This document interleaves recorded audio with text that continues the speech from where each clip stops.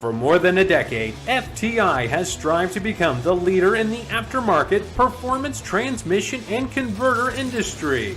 We've joined forces with McLeod driveline components under the leadership of Top Fuel Funny Car pilot Paul Lee, and now have a larger distribution network, more resources, and more power.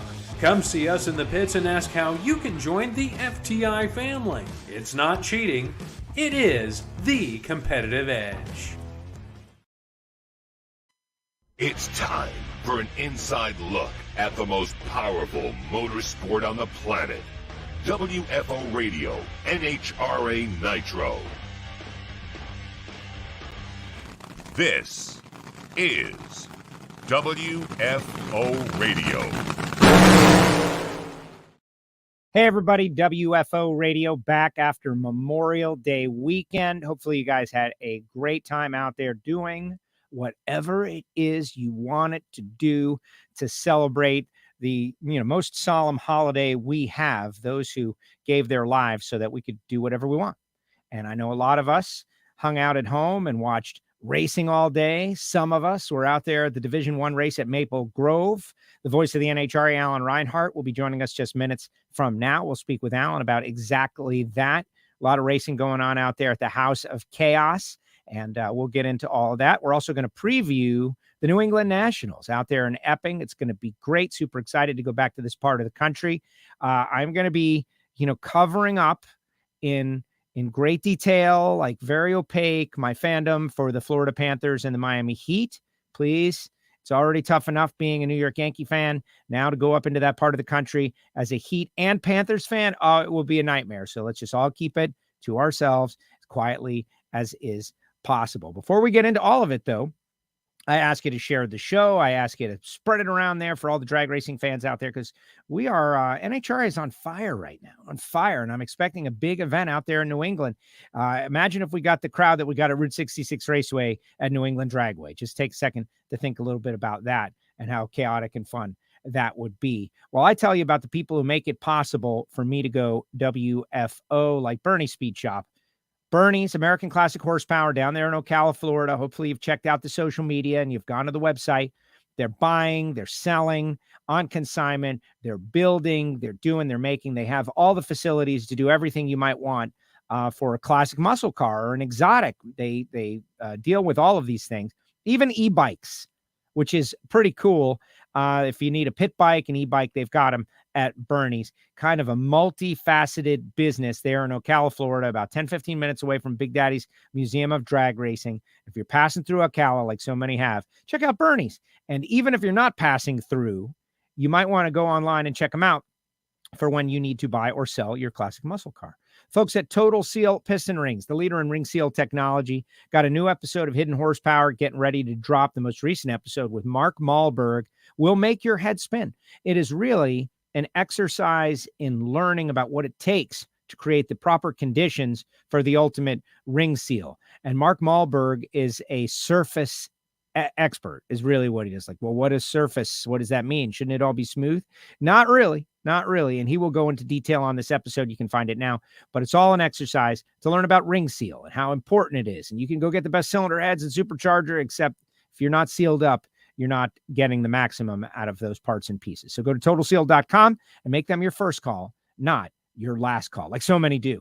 Phillips Connect, Phillips-Connect.com. Justin Ashley going to be our guest tomorrow. We're going to hear from Justin on the show from Media Day at Bristol Dragway. He's going to be out there for Media Day. We're hyping the event next weekend as we are going back to back. Justin is going to be out there. We've also got Doug and Maddie Gordon going to be on tomorrow. So if you're making your plans for WFO, mark it in your calendar. Justin Ashley, Doug and Maddie Gordon, and Justin going to be talking a little bit about Maynard Ashley Racing, going to talk a little bit about Phillips Connect and what's going on, and super excited to reconnect and find out after that huge announcement that Joe Maynard is now involved, and so is Jim Epler, by the way, with the Phillips Connect team. Jim Epler is now an owner once again in the National Hot Rod Association. Great stuff. Joe Maynard involved, and we'll hear about it all tomorrow with Justin Ashley. But smart trailer technology is something we're talking about on a regular basis, whether you're over the road with your transportation business. If you are looking for that ounce of prevention that's going to help keep your vehicle and your driver and everybody around it safe, go to phillips-connect.com. You already heard a little bit about the folks at FTI Performance Transmissions and Torque Converters. You don't have to go far, though, the winner's circle, to see all the FTI Performance.com decals, whether it be Pro Modified, Top Dragster, Top Sportsman. Jimmy's like, I hope he loves the fact that we are reliving his Texas Motorplex Stampede Speed win every time I mention FTI, because he's got the sticker emblazoned on the side door just like that. I always take notice. You should too. FTIperformance.com. Folks at Foggett, Gary Stinnett, Steve Williams, they were on the show not long ago. You can find it in the archive. Why a product like Foggett? To protect all of the things I just told you about. You're going to go through all these changes and investment, buying the right stuff, having the right people put it together, learning about surface finish, and then you're just going to let rust and decay take over, the kind of stuff that normally wears out an engine. Steve Williams told us a story about retaining his vacuum throughout an entire season of racing. Started the season and ended the season with the same number when he started using Foggett. Pretty amazing. Go to Foggett.com. They have a contingency program as well. Go check them out. Later on in the show, we'll tell you about samtech.edu. We'll tell you about Marvin Rodak. And if you haven't already signed up for the Bandamere Dragster Adventure at frankhawley.com, like, I don't know what you're waiting for. This is the final time you're going to get a chance to just go in there and drive one of Frank Hawley's dragsters at Bandamere Speedway. It's going on July 24th. They've got licensing July 25th and 26th, and it really should already be sold out. It really should be sold out. So later on in the show, we'll tell you how to become a Patreon. We got everybody weighing in, but nobody more important than this guy who called the action out there at the House of Chaos, Alan Reinhart, from a hotel room near you. What's up, AR? How are you? Hey, Joe. I'm great. Just hanging out in Pennsylvania for a couple of days, getting ready to head up to Epping tomorrow. So looking forward to getting back up there in the New England Nationals. Exactly. Okay, so for those of you who are geniuses, you might notice that Alan is a little blurrier than I am, because I am in my home and I've got a million up and down megs, and Alan is in a hotel room where the internet is different. But you know it's AR. Alan, you look fine. If it was you saying it, you might say it was an improvement. Well, maybe it is. I mean, it kind of depends on your point of view. I get it, right? I'm an old, fat, dumb, bald, ugly guy, so I can live with it. That's pretty much why I'm an announcer, and they don't put my face on billboards. There it is. Yeah, you never know, though. What's up is down. What's down is up. Remember when, now nerds are cool. Who knows what's going on? Derek says WFO. It says WFO. Everybody's saying WFO. Everybody's weighing in, saying what's up. Why don't you give us an update from the House of Chaos? We'll talk results, but also I want your take on the evolution of the facility, because it was a year ago. They still didn't have it. Then they got through a national, and now they've had a couple of divisionals. And how are things coming along at the House of Chaos? Very well.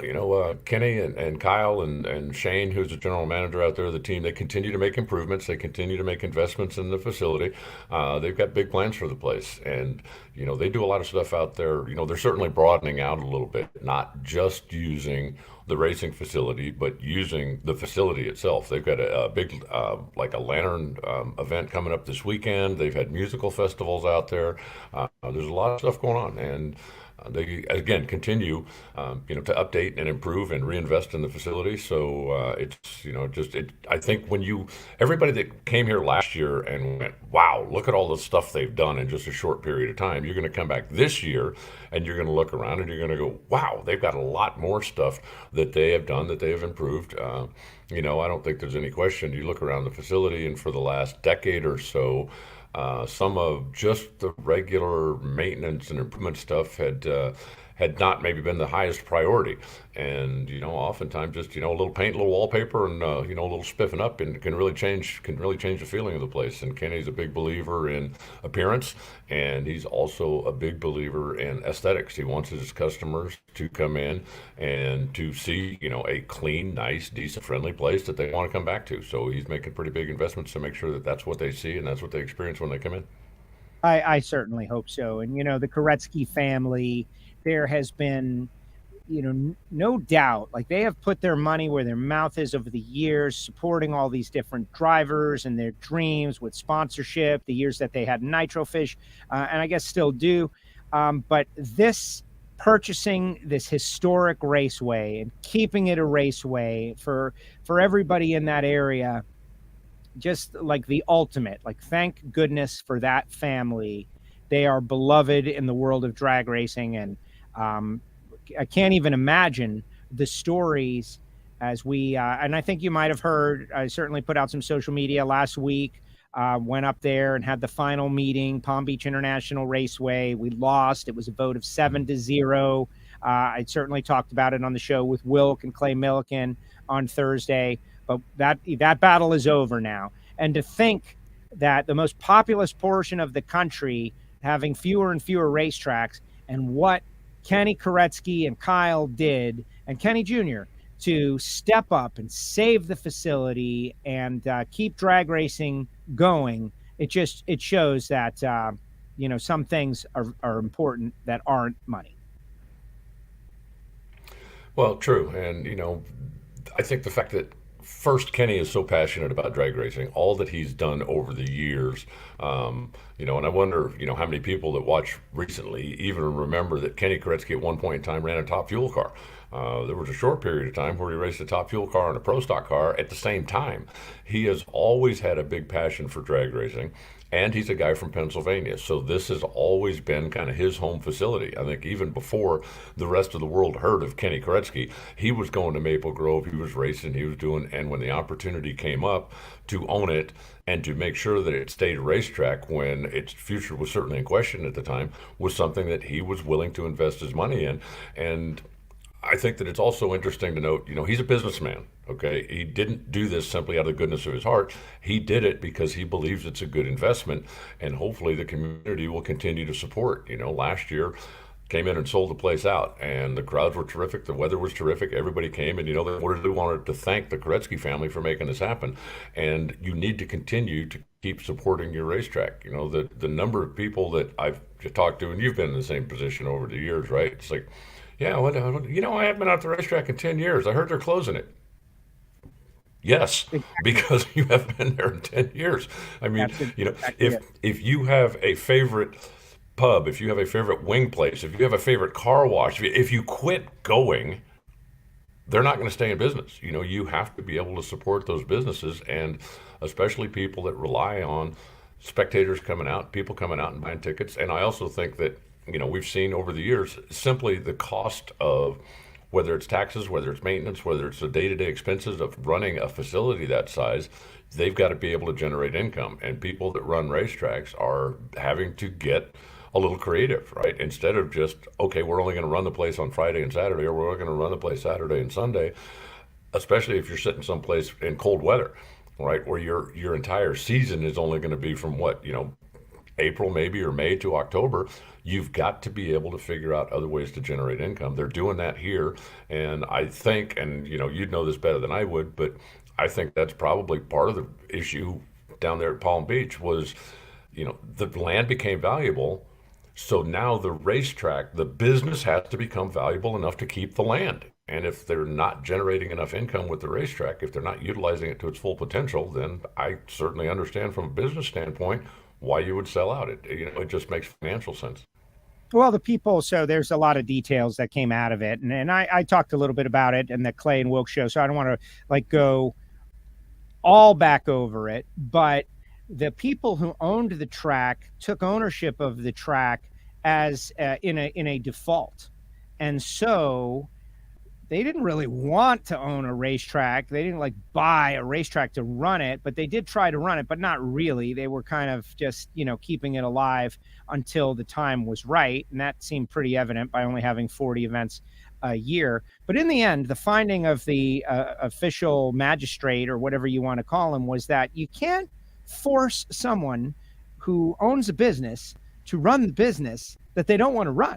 And it was kind of interesting, this was Memorial Day weekend, Alan. I think about all the people who gave their lives for our country. And what does it mean? It's not really just the dirt we stand on. It's kind of the system that we have in place, and the justice system and the court system is really part of that.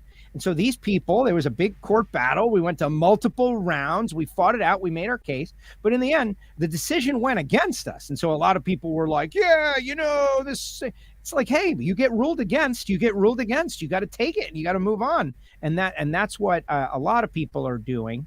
You can't force someone to run a business they don't want to run.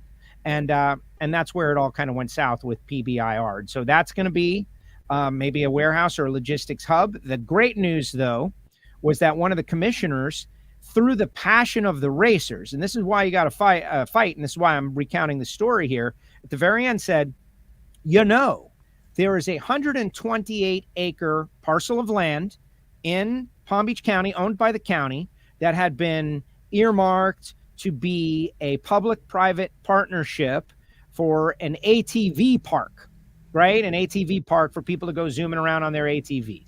Maybe we should investigate into building a public-private partnership, building a racetrack there.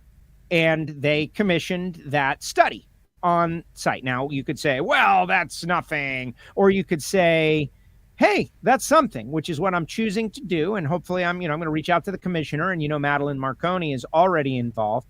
And we're going to try to get that public-private partnership deal going. 128 acres, if partnered with the right people who know how to do it, could be a great thing. And so it's not, all is not lost, just for your information, because I don't know if you saw the show from last week. I didn't actually, but that's good news. I mean, at least, there's an opportunity there for somebody to go out and try to make it happen. I know my racetrack in Tucson is on fairgrounds property. And when a number of factors came into play, but the reality of it was that the local racing community wanted someplace to go race and got together with the guy who at the time was the head of the Fair Commission. And it was a simple, if you build it, we will come kind of thing. And they had meeting after meeting, and, what would it take? What's going to be the expense? And the fact is that a drag strip, and in this particular case, doesn't really take up that much room, right? I mean, it's laid down one side of the property line on the property, but when the fair is in town, or when they've got a livestock show in town, or when they've got something else in town, they can still use the same parking lots, they can still use the same infrastructure, they can still use all of that stuff. It's not like you have to convert your entire property in order to build a drag strip. They did exactly the same thing at Auto Club Speedway. When they put the drag strip out there, they put it over kind of on the side, where when you're running, when NASCAR was in town, when IndyCar was in town, when they had other events going on, it's not like you had to just take a big chunk of the property and it's drag strip or nothing. You could still use it for what you were using it for. So, I don't know. I mean, I guess we'll see what happens down there, but it sounds like at least the door is open for somebody to go in there, especially if it's already been earmarked for a motorsport development anyway. Is there the opportunity to do a multi-use thing? Could you build an ATV track on one side of it, build a drag strip on the other, or maybe a road course, or maybe whatever. But if the government or the county already owns the land and they had it earmarked for a motorsport community, then it would seem like it's not a stretch for somebody to go in there and go, hey, let's see if we can at least incorporate a drag strip into the plans that you already have going here. Absolutely. Well, we'll see. So now everybody's up to speed on that deal, and Madeline Marconi, who you met, did a great job, and everybody, we were there and we fought it out, and we'll just have to wait and see. But losing tracks, that's part of the story. That's part of the down story. But there's a positive story too, like the Koretsky family saving Maple Grove. So Matt Cummings gets a shout out by Tony Stewart on the broadcast yesterday. The McPhillips family has won 4 in a row with 3 different drivers. That was pretty crazy. I love hearing Clint Boyer call it a full-on railer, which was interesting. A full-on rail job. Like, boy, Clint is like, it's 1962 for Clint. But that's fine, and it's great stuff. Matt Cummings, who is a heck of a driver in the McPhillips family, obviously doing a great job. And Matt Gill as well, getting the job up there, defeating Wayne Morris in the alcohol ranks. Any other notes about the alcohol ranks you want to throw up there? Jackie Frick getting to the final round, of course. Well, the crazy thing was 18 dragsters for an 8-car field. 18 dragsters came out. And, we were actually kind of kicking around up in the tower. I mean, obviously it wasn't going to happen, but, we could have had a really stout consolation race because a number of the cars that ended up not qualifying were legitimate contending cars. So I think that's good. I think it looks, the dragster fields have been very healthy this year, not just on the West Coast, which is where they've always had very big numbers. It'd be great if we could get the funny car numbers a little bit bigger. But no, that was, Matt Gill certainly had himself a great car. In the funny car side of things, he and DJ Cox, those guys just go head to head and beat each other's brains out all the time, even though DJ ended up not making it to the final. He had a mechanical issue earlier in the day. But it was a great event. It was, Matt's car was low ET every time down the racetrack. He was the only one that ran in the teens, and I think he did that 4 times. And it just, a crushing performance by that car. Qualified number 1 and just, pounded him. Pounded him, baby. Pounded him. Well, the McPhillips family, they're like dominant. They're dominant right now. But we'll see. The season will go on. Randy Myers got something to say about it and others, and we'll just have to wait to see. And Matt Gill, of course, very successful. Other winners, Steve Zupka over Jay Schoenberger in comp, and just checking out his Facebook post. Their dads, raced 20 years ago in the final, something like that. Great emotional story. Marty Reinhart in Super Stock. Pi Dent in Stock Eliminator. Wallace Dent gets the job done. Another win for Pi. Super Comp, Dave Long, Tom Stauba in Super Gas. And Jay Neville in Super Street over Taylor Nobile, who is killer in Super Street. Congratulations to all those D1 racers. Any other notes that we should know about before we get into the preview of the New England Nationals? No, just again, it was a good race. We had 3 days of great weather. We had terrific racing. They did the Night of Chaos on Saturday night, which was kind of an interesting concept. They ran the entire alcohol. The Division I guys, and it's different in different places of the country, but out in this part of the country, what they do with the alcohol cars is they'll run 3 qualifying sessions on Friday, and then they run eliminations to conclusion on Saturday. And then Sunday, the rest of the cars come out and continue on with their eliminations. We ran first round of pretty much everything on Saturday. And so the alcohol cars are kind of a Friday and Saturday show. And what they did with the Night of Chaos is they ran round 1 at 5 o'clock, round 2 at 7 o'clock, round the finals at 9 o'clock. And then ended the night, they had jet cars that were running all 3. They followed the alcohol cars all 3 times down. They had fireworks at the end of the night to close things out. But it was a really nice Saturday night show, and somebody could get off work and come out at 5 o'clock. And even though certainly we were running other things in between, we had, top dragster, top sportsman, we were running in between, but you could come out from basically 5 to 9, a little over 4 hours of your life, and see the entire eliminations run of the alcohol cars. You get header flames under the lights with the injected nitro cars, just like you do with top fuel cars. You had fireworks to end the night. I think it's a great concept. It's the first time they'd tried it. They had a decent crowd. I mean, it certainly wasn't sold out swinging from the rafters, but they had a decent crowd. They also had promoted a $40 carload ticket thing, right? Just hey, come on, load a bunch of people in the car, and then it's only a couple of bucks a piece to come out and get in. But it was a fun night. It was everything went very smoothly. There wasn't a lot of downtime, wasn't a lot of cleanup. And I think that's a concept that the track is going to continue to build on. It might be one that somebody else might want to take a look at. If you've got what was, just basically a warm spring evening, you probably needed a light jacket by the time it was over with, but you weren't sitting out there freezing. The weather was great. You got to see the entire eliminations for the alcohol cars. You got to see jet cars. You got to see fireworks. It was just a great little, the old Saturday night booked-in show, basically, except it was real competition. Well, exactly. No, that's great. That's great to hear that they're coming up with that. And the next one will be bigger than this one because people will be like, yeah, that was a good time. And I think the thing that people are most annoyed by now is not being cold, but being hot and out there just baking and baking when nothing's happening. Like that's what people are against. Good job, Chaos family. And good job, Alan Reinhart. Bob Keister out here says, and first of all, he was out there. He says, good job on the mic, all of that. Any thought to bigger Alki fields at the track that can handle it, like Maple Grove, Norwalk, Gainesville, expand to 16 cars in a category where you're sending more than half of the field home? Like, I get what he's saying. Like, hey, man, if they're showing up, expand the field. Well, the problem with that is all of these cars are also running for points championship. And if a win pays, just to pick a number out of the sky, okay, if a win pays 100 points, do you want a championship to be determined on, well, he only had to win 3 rounds to get 100 points and I had to win 4 rounds, or I won 3 rounds, lost the final, and I'm going to lose the championship now when I won the same amount of rounds as he did or she did. So, I think it's important for that to stay across the board. It was interesting though. We were talking about, at the end of the evening, Shane, the track manager, and I, and Dave Moen was out there, of course, and Craig, who's the new division director, was there, and we're all kicking around. What could we do? Especially since we're put on a Saturday night show. What could we do? Is there some kind of incentive we could offer for the cars that didn't qualify to come back and make another run, or to make another couple of runs on Saturday night, strictly from a show standpoint? Not from a point standpoint, not from a championship standpoint, but strictly from a show standpoint for the guys that are here anyway. Would there be something that could be done to, incentivize them or entice them to come back out and be part of the show?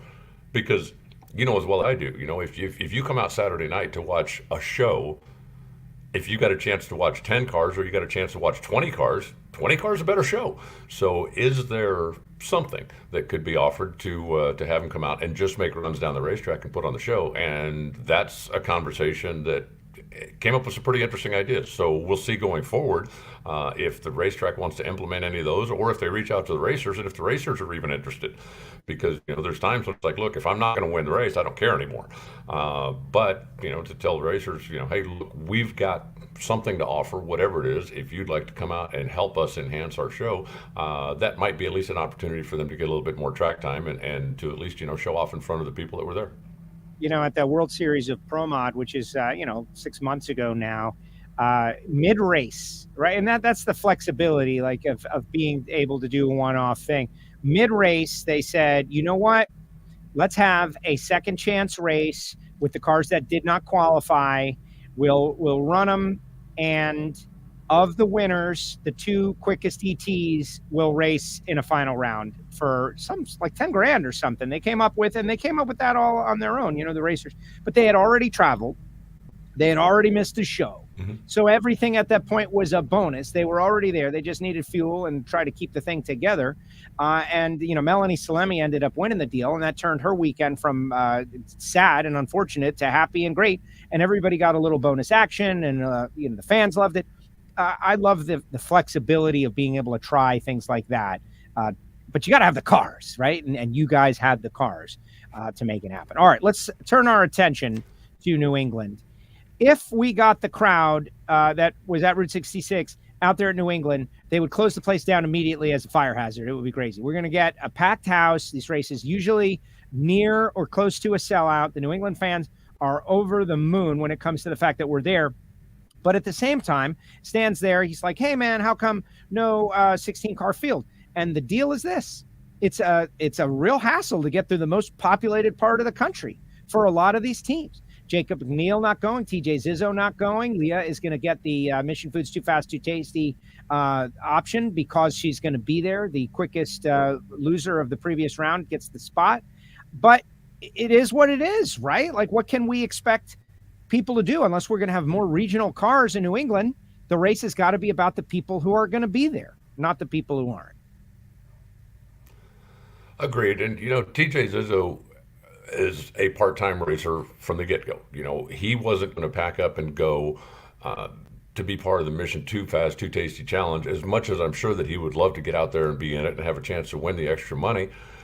But for his guys that all work, that all would have to take time off, that would then have to travel, and, the hotel costs and the stuff. And, as you said, one of the things that about New Hampshire is it's not the easiest place in the country to get to. It is off the beaten path. It is way up, northeast, a long ways from home for most of the teams. So, the professionals are out there that are chasing points, that are chasing a championship. They're going to go. And a number of the others just simply have to weigh the financial upside and downside. What do we know, or what do we realistically think we can make by going, and what do we know it's going to cost us? And there are also some regions of the country that are just flat more expensive to get to, whether it's hotels, whether it's airfare. I don't know what yours is like, but I know, when I look at my airfare stuff, every time it's like, okay, well, if I can fly into Indy, and okay, that's not so bad. I can fly to Atlanta, that's not so bad. I can fly to Chicago, that's not so bad. I can fly to Boston. It's like, oh my God, how come it costs so much to fly to Boston? And if you've got 6 or 8 team members that are flying in, well, that's obviously more expense that you have to factor in. And then can we make it worthwhile for a team that is not fully sponsored and doesn't have a huge budget to go make that happen? So sometimes you got to make some tough decisions, and sometimes that means that we don't have full fields. But I agree with what you said. I think, let's talk about the ones that are there, because the ones that are there are all there because they honestly believe they can win the race, and they're going up there with exactly that in mind. Not, I hope we can qualify, not we're going to get first round money, not it's we're going because we believe we can win the race. And that usually makes for a very, very competitive Sunday. Yeah, well, exactly. And it's a tough deal. It's difficult to get there, but once you get there, there are drag racing fans. And aren't we all on this mission together to keep the drag racing fan base growing and interested, and we don't want to lose another track, do we? Don't want to lose that track, so maybe we should go. But at the same time, people have got to pay to go, and it's got to be worthwhile to get there. The same is true for Seattle. Like you mentioned, Boston being an expensive flight. Seattle, which it makes perfect sense, right? It's the farthest you're going to get from Arizona is Boston, and the farthest you're going to get from Hollywood, Florida is Seattle. Like it's a crisscross on the country. The further you go, the more it's going to cost. But at the same time, it feels like there's a balance, right? We got to keep these tracks going. We got to keep them alive, and we got to have X amount of events. So we'll see. But for me, we went through a few years where there were 13 cars. After first round, the best of the best are all in, and they will continue on. So I'm okay with it. Stan is out there in the chat section. He's bummed out about it, but what are you going to do? Well, obviously we would love to have 20 cars in every class at every event, right? That makes qualifying dramatic on Friday night and on Saturday night, and it makes for full fields on Sunday and no buy runs and no freebies. We would love that. But the reality of it is there just aren't that many professional full-time touring cars out there right now. Hopefully, we do have stronger fields now than we had, say, 5 years ago or 8 years ago. So hopefully a few years from now, that trend will continue and we'll get back to that. But for a part-time team, okay, for, Joe and Alan Racing, we sit down and we decide, okay, we've got the budget to go to 8 races this year. Okay, we've got $800. It costs us $100 an event to go to the race. So we're going to go to 8 races this year. Now we got to sit down and look at, okay, where are we going to go? Well, we're obviously going to go to Gainesville because that's Joe's home, and that's where, all of Joe's friends and family, and we've got to go to Gainesville. So, okay, we pencil that one in right away. Okay, we're going to Phoenix because that's where Alan is. So we're going to go to Phoenix, and that's, maybe a little more diesel fuel than we want to spend, but okay, that's what we're going to have to do. Now, where else are we going to go? Well, we're going to go to Indy because it's Indy, right? We're going to go to the races that make sense, and we've got to realize that we've got $100 budget per event. Now, if we're going to spend a little bit more of that to go to Arizona, then we're going to have to maybe stick to a couple of them that are a little closer to home. Maybe if our shop is in Indy, like most of them are, okay, we're going to go to St. Louis just because that one's close. That one's easy. Since Chicago's here, we're going to go to Chicago because that one's close. That'll get it back on budget. But now when we start looking at Seattle or we start looking at Epping, all of a sudden it's going to cost us $150 or $160 to get there. So the decision has to be made. Do we only want to go to 7 races so we can go to Epping or so we can go to Seattle? Or do we make the decision that those are races that just don't fit our financial model? We're going to have to stick with the ones that are closer, ones that are more affordable for us to get to. And that's exactly what a number of the teams do. The only thing that would change that dynamic would be if there was somebody in the market, in the area, if Bob Tasca called and said, hey guys, I'd like to have a Tasca used car. What would it take for you guys to come up here and I'll sponsor you for the event? Well, then great. Obviously, we're going to pack up and go because now it makes financial sense to do so. You look at, 4 or 5 years ago when TJ skipped Indy and went to Brainerd because his sponsor said, we would like to have you in Minnesota. He said, okay, I'm going. And in order to make it work with the budget and the travel and the stuff, they had to sit one out. And what they ended up doing, I believe, was sitting out Indy so they could go to Minnesota. But that's because that's what their sponsor wanted. So, if there were some companies in the Northwest that wanted to help, I guarantee you there are teams that would love to come up there if they could get some help to get there. It's just a matter of, getting the whole thing put together and, building relationships and making contacts and putting it, that's kind of stuff takes time. But, we keep going to New England. Hopefully the fans will keep coming out and supporting us in New England, and it'll continue to grow and it'll get bigger as time goes by. That's what we're counting on. And we've seen it. We've seen that work before. And anytime you're going to go through the population center of the greatest country in the world, it is going to be a little bit more of a hassle. There's no way that they can make going through Pennsylvania, New Jersey, New York, all of those areas. You can't make that as easy as driving through Oklahoma. It's just not possible. Where there's people, there's hassle. It's just the way it is. And that's the story of our country, right? You got like 80 million people, something up there, which is great because we're going to have a packed house, but you got to get there. Paul Dagrapon out there. Paul, I haven't forgotten about you, by the way. 18 cars for a 16-car Pro Mod field. First time the Pro Mods are going to be up there at New England. That's going to be a lot of fun. Those guys, it is wild cars, amazing. And I think New England fans are really going to love that. I actually got a couple of notes in my announcer email. People asked me why Pro Stock wasn't going to be there this year, and we've talked about over the course of the last few years why Pro Stock doesn't run the entire tour, but they are going to have the mountain motor cars up there, and they're going to have the Pro Modifieds up there. And what's that? So I'm under the impression, and this is just from behind the scenes, that Mountain Motor, they have 0 entries on the entry list. I don't know the why just yet.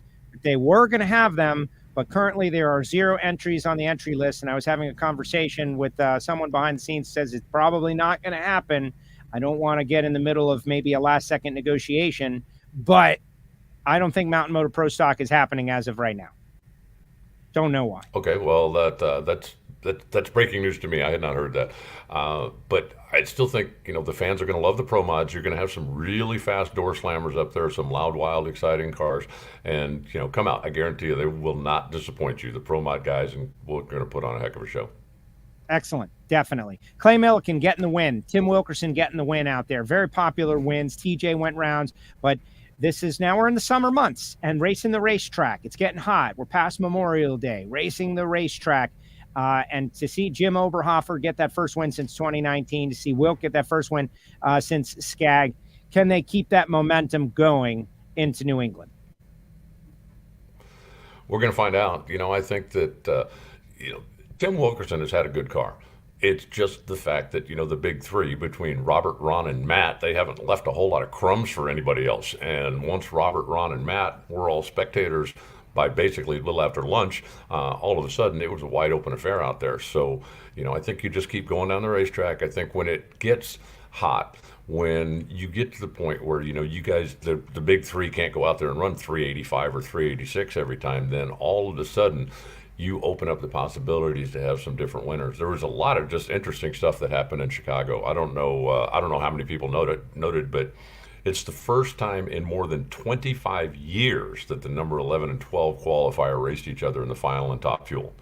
It's the first time in almost 10 years that there was not a top half qualified car in the semifinals.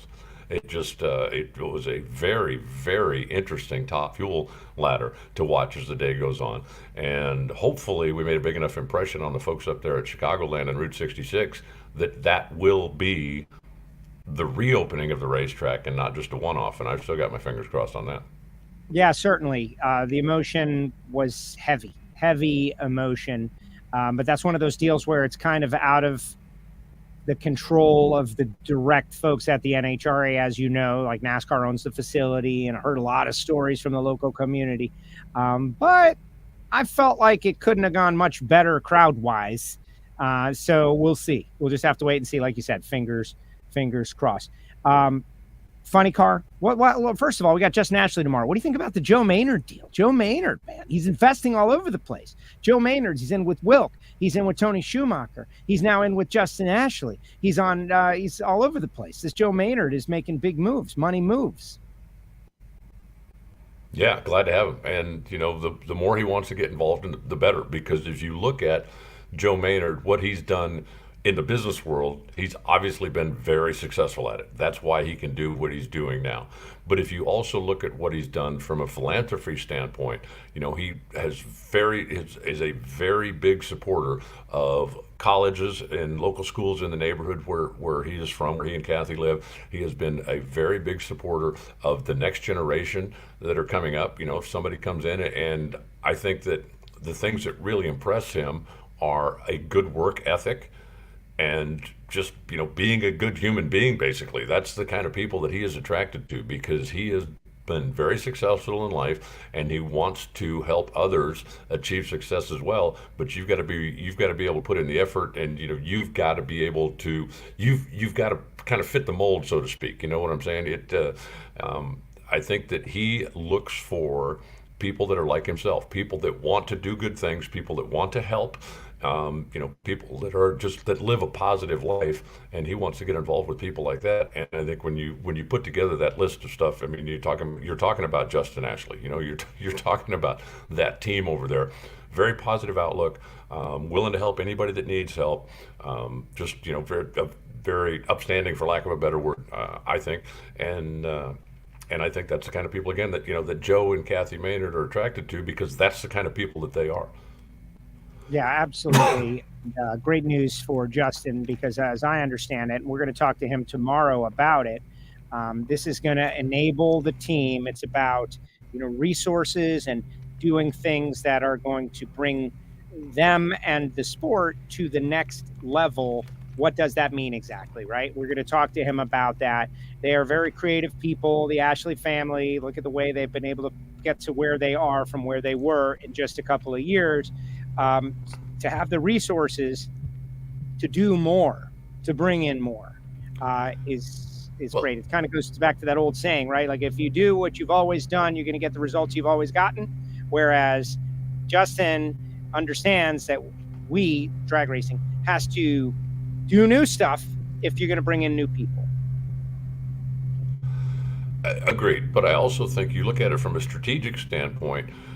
Most of the very successful teams out there have more than one car. You need to have some kind of alliance. You need to have somebody that you can share information with, that you can work with, that you can if you can share technology and share some of the R&D expense, that's a beautiful thing as well.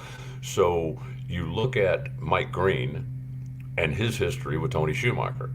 And if you don't think that that's a match made in heaven, as far as if these two are going to start, working together and helping each other and working, as at least as the technical alliance, the communication lines obviously are already going to be there. Tommy DeLago spent a lot of time at DSR as well, so there's not going to be any kind of growing pains there. And I think it's a very good move. I think, the extra resources, as far as you're talking about, certainly going to help Justin and going to help that team. But I also think that having a Top Fuel teammate is going to help Mike and John and Tony Schumacher get back up to the level that they're used to competing at, probably even quicker than they were going. And we all knew they were going to get there at some point, and I think that this is just going to give a little bit of an accelerated learning curve. Absolutely. Drag Illustrated reporting that Tyler Miller going to fill in for Mason Wright. There's a little pro mod note for the folks out there. Some people in the chat section want to know, now that you've found the trains, Alan, what are you going to do between now? And that's serious. That's what people want to know. We spent the past 4 or 5 years locating the trains, and now we've found the trains. And so what are we going to do now that we've already found the trains? This guy says, Race Guitar says, the Titanic isn't that far away. Yeah, and I don't think I can drive to that, so that might be a little bit of an issue. I would definitely need a guide for that. There's actually a big aviation museum here in Reading. I'm going to go check that out this afternoon. Spend a couple hours, you can look at some old airplanes. And there's a huge steam train museum here, not in Reading, but just an hour or so south of here, that I went and checked out. a year ago. And I'm open to suggestions if somebody's got something that they want to share with me.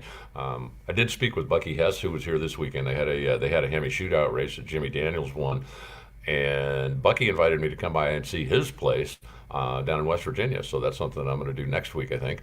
But no, hey, if there's somebody that's got a suggestion for me, shoot it to me. Announcer@nhra.com. Pete Lancier says there's great fishing out there between Pennsylvania and Epping. I don't know if you're into the fishing, if you're a pescador, but that is good. So wait, you're staying out after you're going straight? That makes sense, right? You're going straight from New England to Bristol. Yeah, I mean, I would fly home from New England, do laundry, and then turn around and fly right back out. So I'm staying out. I'm just going to go straight from Epping down to Bristol, and I'll find something to do along the way there. But yeah, anybody's got a suggestion of something I need to do while I'm up in this part of the country, shoot it to me.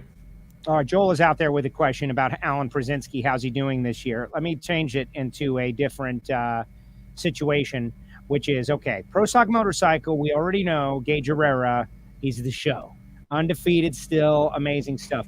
But how about Pro Stock? Since this is their first race off for the season, Pro Stock is off at Epping, and it's part of what we were just talking about, right? They created a schedule, and they had to leave some races off, and this is one that they left off along with Pro Stock Motorcycle. But talk about the factory hot rods a little bit. Alan Przinsky, he's doing better this year. I think they're getting closer and closer. They just got to get it all come together. What about the class, though? What are your takeaways in the class of Pro Stock? Give your first, third grades. Well, Dallas Glenn gets an A. Everybody else gets a B minus top. And I think that the biggest surprise in Pro Stock has been Erica, and simply because she hasn't performed at the level. Last year, is there anybody that thought, looking at Erica at the end of last year, that we'd be this deep into the season and she'd be in the position that she's in? And nobody I know.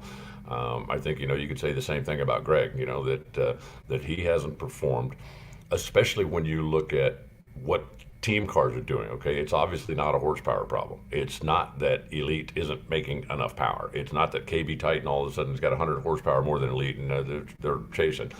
It's just that for whatever reason, Erica has been in a little bit of a slump. And I also think it's just really interesting, having lived in the world of Pro Stock for a few years, just how crazy these cars are. The number of times when I've seen somebody go, 2, 3, 4 races and they've got chasing their tail, and it turns out that the problem was a bad water pump. And I'm not making that up, like how can the water pump be the problem? Well, because something electrical was going on and it was just affecting the whole car. And you look at Erica goes to Gainesville, qualifies right where she's supposed to, and then the car wouldn't start round 1. It hasn't been the same since. I mean, it hasn't. She hasn't qualified way up high. She hasn't been knocking down rounds on Sunday. So was there something that happened there that is still having some kind of effect on the car? I don't know, but I'm a cause and effect kind of guy. When was the last time she ran well? And the answer was qualifying in Gainesville. What happened since then? Well, the car wouldn't start. So is there something there that's being overlooked? Is there something, you go test and test and test and think you got it all figured out, and then you go to the racetrack. And also, with what Pro Stock has become now, right? I mean, back in the day, if Bob Glidden or Warren Johnson was off 100.5 or 200s, so what, right? They still had the field covered by 4 or 5. It might not have been 8, but it's not like they just disappeared. But these days, if you lose 100.5, then all of a sudden, instead of qualifying first or second, you're qualifying 6th or 7th. And if you lose 300s, instead of qualifying first or second, you're qualifying 14th. So it doesn't take much to affect where you end up on the ladder and your chances of winning a lot. And for whatever reason right now, Dallas is the other side of that. He's clicking. Car's running good. He's driving it well. They just can't seem to do anything wrong, kind of like a position where Erica was last year. So it's just, that's how quick things can change in Pro Stock. And I'm pretty sure that the Elite guys are glad to have this extra time to now go back. If there's anything that they've been waiting until we get, we just have to wait until we're going to have enough time to go make this happen. Now they're going to do it. And, the rest of the guys can't exactly sit around and twiddle their thumbs either, because they all know that, the elite guys are chasing, know that the McGaheys are chasing. I still keep waiting for the McGaheys to just bust out. That's going to happen. And the other thing that I'm really looking forward to, I was hoping we would have seen it by now. I think we're going to see by Indy. I'm really looking forward for that Ford engine to show up under the hood of one of the Quadra Mustangs. Oh, man, that would be amazing. That would be amazing. Stan is out there. Stan is like, he's an interested and engaging listener and fan. Some of his takes are from the negative side of the universe, but I'm okay with that. Elite and KB are letting the customers win the championship this year. Smart business plan. Like, I don't know about that. Greg Anderson. Have you ever met Greg Anderson? Yeah, I'm not. And you will Richard never too. meet a more. You will never meet a more competitive person in the world than Greg Anderson. If Greg Anderson had to roll over so Jason could win the championship, he wouldn't have done it. You will never meet a more competitive person than Greg Anderson. He is certainly not laying up so his customers can go out there and win. And I don't believe Erica is either. And if you've spoken to her, and you, Joe, have, I know, yes, how frustrated she is, right? I mean, it's not like, oh, well, I didn't win, but Troy did. I'm really disappointed that Troy won. That's not it. She's not happy if she's not winning, and she's not kicking rocks and throwing things. But if you know Erica, she is also very competitive. If she can't win, does she want one of her teammates to win? Absolutely.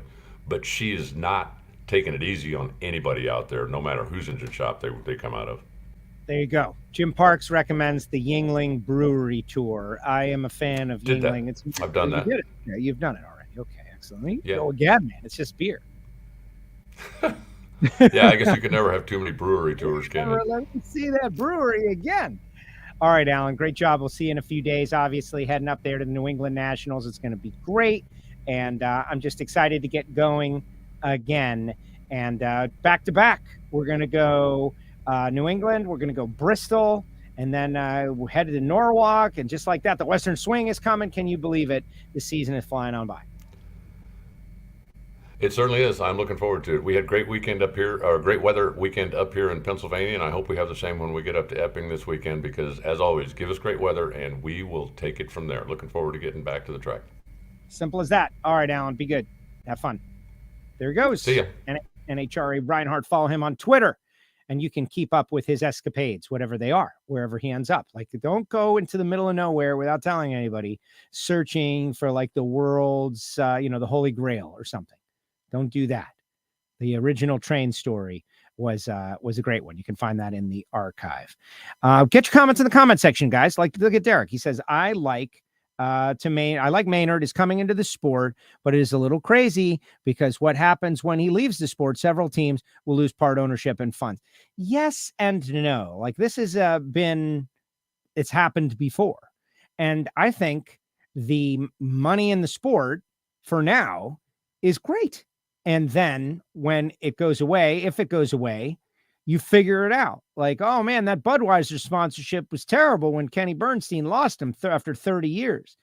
Yeah, but it was better that they were in the sport at all. And the same is true for Joe Maynard. Joe Maynard, I can tell you, I have decent, relationship with Joe and Joe Jr. Because our names are Joe and we all get along. And man, these are good people. They are good people, like their business and what they did and what they do and all of that. Like, I have a general idea of it, but it's not so much about that. But when the Wilkerson story was happening, like, okay, Tony Schumacher, there's one.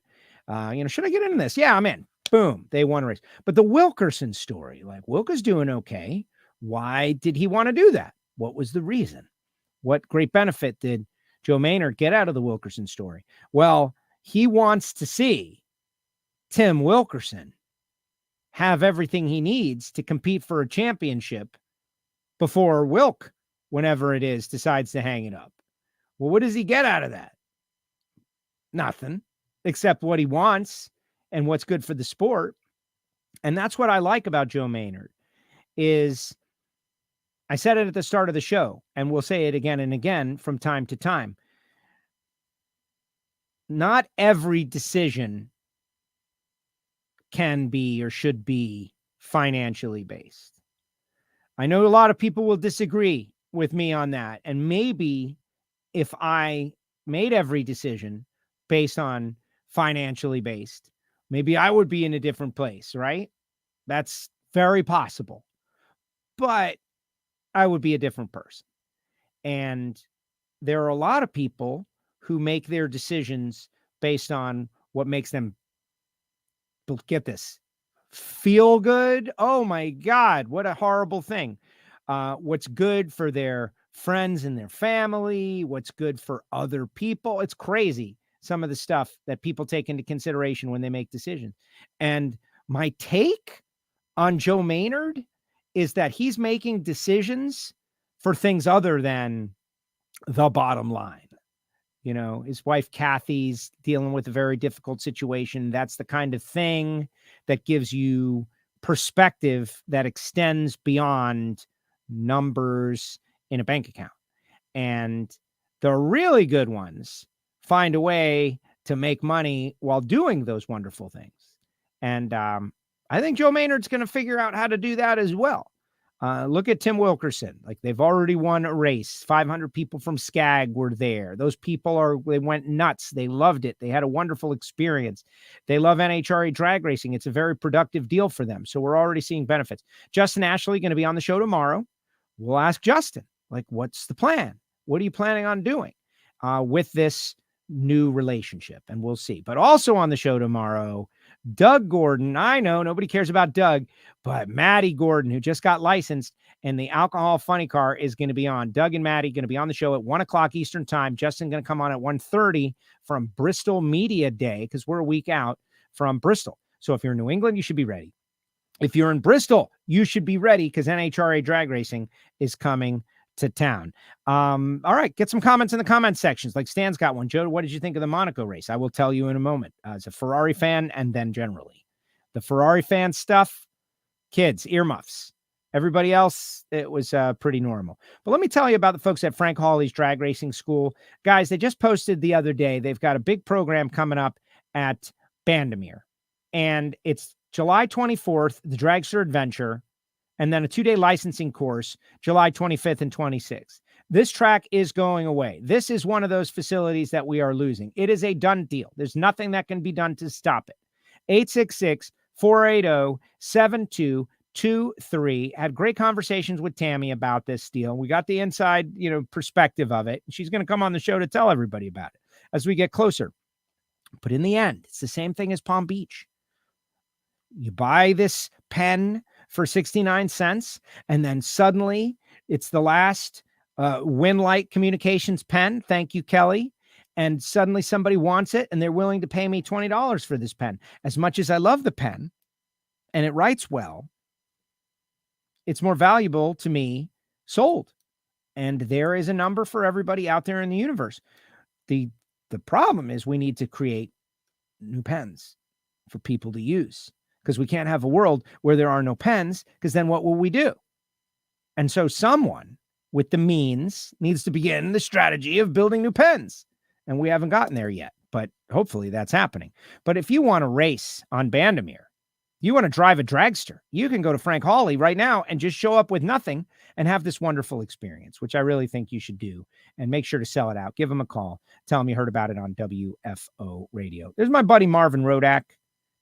We've been promoting the Stampede of Speed, obviously. I will be down there for the full event. It's the home of the Patreon meetup, where our WFO Patreons from around the world are hopefully going to come down and enjoy the Stampede of Speed all together. We're going to have a good time and make some great memories.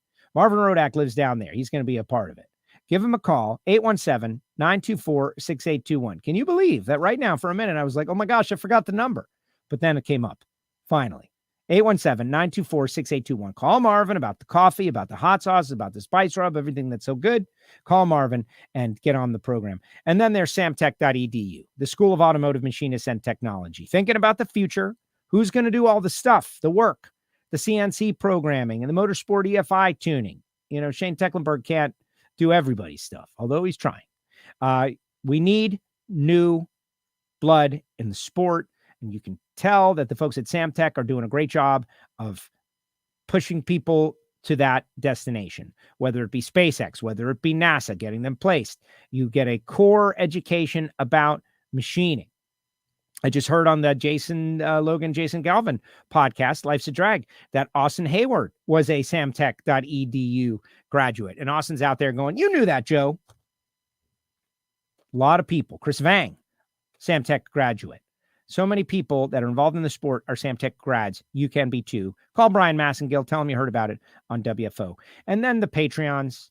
We got a new Hear It From Heiner episode. They got Monday Motivation on a Tuesday this morning. Took me 5 takes to get it just right. No, I went into a diatribe about my cat situation. I got all these cats. Everybody knows that. Found a home for one of the kitties, which is great news. But also it was kind of sad because I had this family of cats. They were like my cats. And then I gave one away. What's it like to separate this family? And everybody was a little depressed for a couple of days. We're much better now, though. Patreon.com/WFO radio for all the behind the scenes of WFO. You get to participate with Ignition. You get a shirt if you sign on for a year. You get a bunch of great stuff. And you get the backstage pass to Hear It From Heiner, the Michael Heiner Pro Stock Show, which is, I don't know, since we're 8 episodes in, they've been to 3 consecutive final rounds. Maybe like airing his concepts and ideas to this audience has awoken something in the mind of Michael Heiner. Like, I don't know. I'm just trying to take credit for his hard work. All right, let's see what people have to say. And of course, all our other sponsors, Total Seal and Phillips and Bernie's and Foggett and everybody who supports WFO. We greatly appreciate it. All right, let's see. Comments, comment section. Everybody knows tomorrow. Let's see. Dugenet says, I'd like to think that the folks investing in the sport will be here for the long haul. I think these individuals see value in NHRA. Yes, that is true. But what's the long haul? Like, how long is anyone expected to be involved in any one thing? Like, if you're an NFL owner, okay, you buy into the NFL, like the Steinbrenner family. They've been in New York Yankee ownership since 1973. That's 50 years. Are they going to keep it forever? Is it going to be in the family forever? You need to be constantly replenishing the people that are involved in the sport. And that's easy because there aren't that many people involved in the sport. Buddy Hall was on recently. I mentioned Life's a Drag earlier. I'll mention it again. He says his only sponsor interactions are with people that aren't currently in the sport. What a great idea. That's the benefit of having a small sport, because there's a sea of people who have never been exposed or involved. So go get them. And Joe Maynard is a perfect example. Now, he's been involved in the sport, just like Mike Salinas. Where did this guy come from? He has been a lifer in drag racing, but he finally got to the point where he felt like diving in. Now's the time. The girls were all grown up. They wanted to do something together as a family. It's not easy. Having a super gas car and running a divisional schedule is not easy. It's expensive, time-consuming, and requires hard work and dedication. Think of Top Fuel. Think of alcohol. Drag racing is this crazy sport where people are in a competition to work themselves to death and spend themselves out of money. And yet we love it, and we're all doing it as best as we can, even me with my super street car, as best as I can. Jeff says, thank you very much. Regional in Norwalk this weekend. Excellent. We'll be there in a few weeks. Wayne is late to the party. Come on now. Chris, Erica will be fine. She will make a big run at it. Come back time. Watch this space, says Chris. Let's talk about that. I think that's a good point. Erica told me earlier this year, I think it was Vegas, like the furthest back she had come back from was a 9th to win the championship. Remember, there's the whatever you want to call it, rule that is if you show up and make an attempt at all the races, you are qualified for the championship. And so last year, a lot of people didn't like that rule. And then Austin Prock stormed all the way up to whatever it was, 3rd. And I think that polarized people even more. It's a good idea, but it's a bad idea. I don't know what it is, but it is what it is. So Erica is going to make an attempt at all those races. So Erica is going to be in the mix for the championship. So all of this doesn't matter. The terrible start. She will be at a disadvantage at some point, assuming Dallas Glenn continues to lead the points, or Hartford or Kramer, whoever gets up there. But that's the system, and they know the system. They were low ET when they got bounced first round. I called it a season of woe. I went and talked to Erica. I was like, hey, just get ready. I called it a season of woe. She's like, it is. It's exactly what it is. So I felt good about that. But yes, Chris, watch out for Erica. She could come back and win the championship. And then what will people say? Like, I don't know. What did I think of Monaco? As a Ferrari fan, I was aggravated and annoyed. Believe it or not. The strategy stuff and the seemingly not really having a good grasp of it makes me uneasy and tough stuff. What I think is a miracle, and I know a lot of people, someone said recently in one of my feeds, no passing. Yeah, no passing. I get it. Maybe it's me. He even took it on to himself. No, it's not you. It's Monaco. How are you going to pass there? Where are you going to pass there? The place was designed for cars that ran 2/3 of the speed or less. It's a street course. It's a historic street course. These new Formula One cars are considerably larger than their counterparts from a year ago or 2 years ago. So someone is going to win the race. There's a race. Someone's going to win the race. How do you win the race? Well, qualifying is a big part of it. Max Verstappen put together one of the most insane laps that you're ever going to see anywhere. That's skill and grit and determination and success and meritocracy.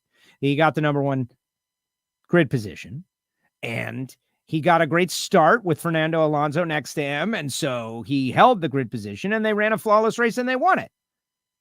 So there doesn't have to be a bunch of shooting and scoring in the second period of a basketball game at a Formula One race. It's a grind. It's intense. You're battling for whatever you can get, and Ferrari could not get anything. They got nothing. Sad. Let's see. Race Guitar, super excited that Doug Gordon is going to be on. Doug Gordon, Matty Gordon, of course. Says, have a great afternoon. Finally, Division 3, Lucas Oil Drag Racing Series starts in Norwalk this weekend. Yes, finally. It's amazing to me, and I have kind of slowed down my weather-related taunts. But here in South Florida, this is not something that we really deal with. The last race, Chicago, I went there without a big, thick jacket because, oops. But apparently it's still cold in some places. Like, I don't know how they do it. The pen analogy was deep. I don't know if you're kidding me, Bishop, but it just, there's pen was here. If I sell the pen, I can make the money. But what if there's no more pens? Fortunately, they make a lot of pens, so I don't have to worry about that. And also, nobody wants it because of that reason. Stevie Fast on the Shake and Bake podcast was shouting out what a great job you've been doing announcing Pro Mod Joe. Thank you, Eddie, for it. I would appreciate the timestamp so I can go right to it. I would definitely go listen to Stevie say great things about me. That will be wonderful. Thank you, Stevie Fast. No, they are doing a great job. I'm jealous of their numbers. Of course, they both won the U.S. Nationals and they're big celebrities and they got a great show. But really, it sounds like he's got a good opinion on this one. Now, the whole bounty thing fizzled a little bit. Bahrain 1 racing collusion there? Yes? I think so. Yikes. And if you didn't see it, it was like $30,000 and Chris Thorne just goes right in. Boop, stage. Collect the money. Thank you. Any furball cleanups yet? Step on any with your bare feet in the middle of that night? No, Stan. We have not had that problem. We're an experienced cat-owning family over here. Never had kittens, but no problems just yet. NHRA fans are for life. It's so true, Gary. We're so true. Like if this sport, trust me, here's one for you. If the sport ever doubled in popularity and each race had double the attendance, you'd all hate it. You'd hate it. When you go to get John Force's autograph, there was double the amount of people between you and John. If the line that you're waiting in to get whatever it is that you're getting was double the length, like it is at Marlins Park where you can't get anything, even though there's nobody there, you'd hate it.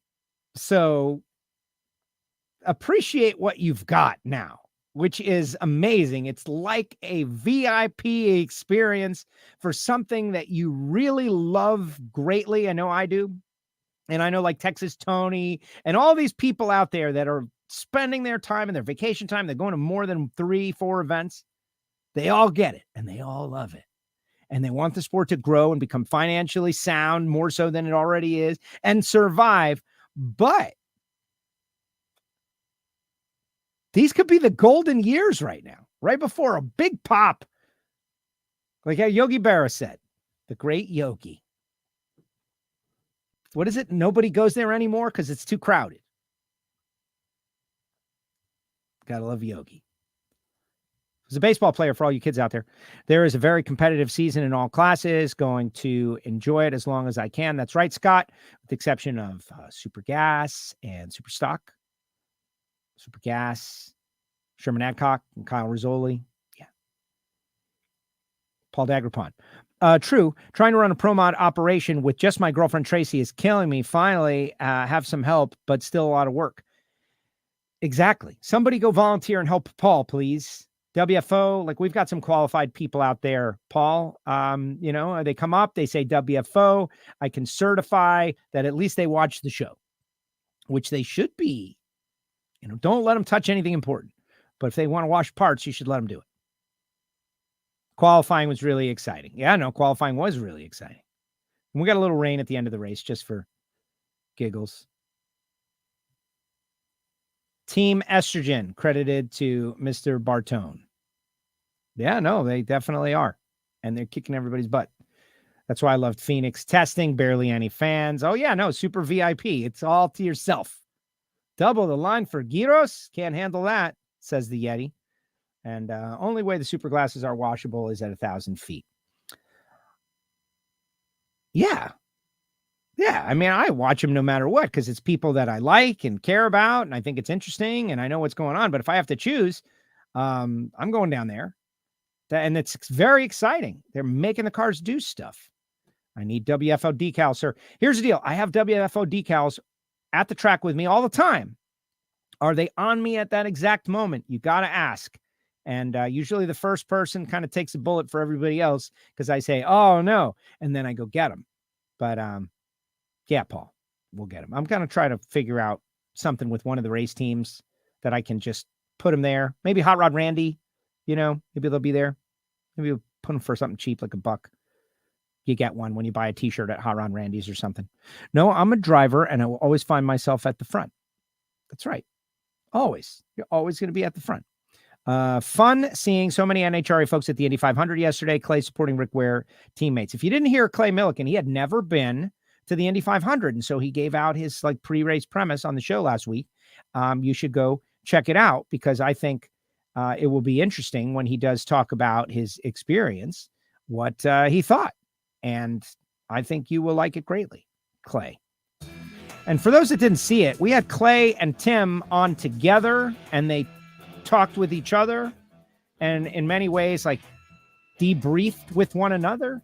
And it was kind of a different WFO interview, which if you haven't seen it, go check out the versions, wherever you happen to be watching, and like and share and click the bell and all that stuff. The Indy 500 is the greatest spectacle in racing. It is watched from all around the world. Did they make the right call by sending him off the pit lane to a green flag? I think yes.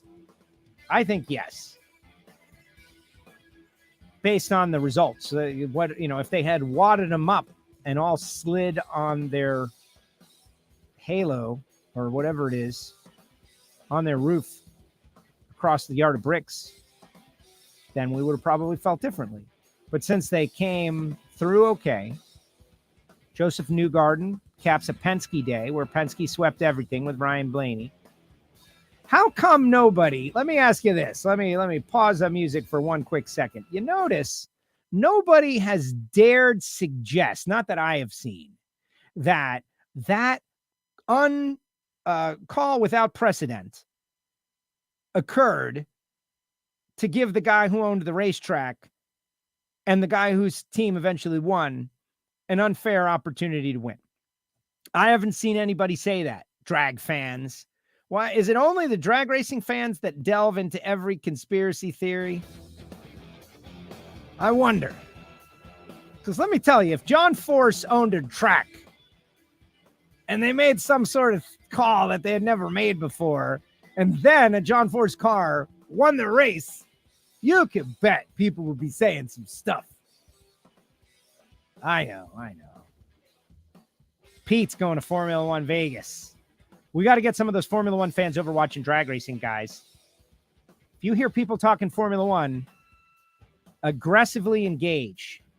They will love drag racing. They will love drag racing. Our sport is more extreme and more entertaining. They just don't know about it. All right, guys. We'll see you tomorrow, 1 o'clock Eastern time. Doug and Maddie, Justin, Ashley. In the meantime, hit the archive. Thanks to everyone out there. WFO.